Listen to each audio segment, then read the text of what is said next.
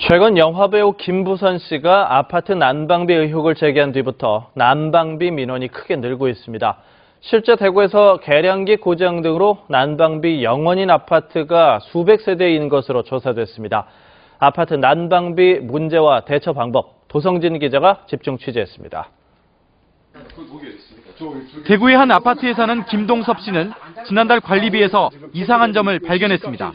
평소처럼 수도와 가스, 난방을 사용했는데 1.5배의 비용이 청구된 겁니다.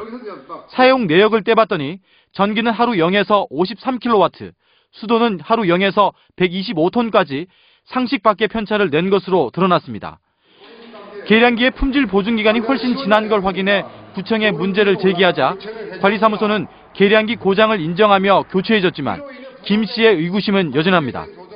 30만 원 유지되는 관리비가 35만 원 나왔다 하면은 저희들 당연히 모르고 넘어갈 수도 있는 이런 상황이었습니다. 품질 보증 기간 2년 6개월 넘어가는 그 통합 계량기는 문제가 발생할 수 있는 여지가 있지 않겠나 하는 그런 의구심은 분명히 들고 있는 바죠. 2,000세대 넘는 대단지 아파트지만 김 씨의 아파트 외에는 인력 부족을 이유로 추가 점검은 이루어지지 않았습니다. 통신선도상에 문제인 것 같아가지고 그걸 계량기를 싹 닫아줬어요. 여러 사람이 확인을 해가지고 거짓말 쳐다보고 있는 것 같으면 이상 있네 보는데 그래는 뭐하냐. 지난해 영화배우 김부선 씨가 난방비 문제를 폭로한 뒤 이런 민원과 분쟁이 크게 늘고 있고 실제 조사에서도 문제가 많은 것으로 나타났습니다. 대구 600여 단지 아파트 39만여 세대 가운데 4,200여 세대의 난방비가 0원이고 6.6%인 280여 세대는 계량기 고장 등의 문제로 드러났습니다. 엉뚱한 관리비가 부과될 소지가 충분하다는 얘기입니다. 11개 그 시비는 그 관리 책임이 1차적으로 관리 주체에 있다고 봅니다. 검측 기록이 이상한 세대를 확인해서 할 의무가 있고.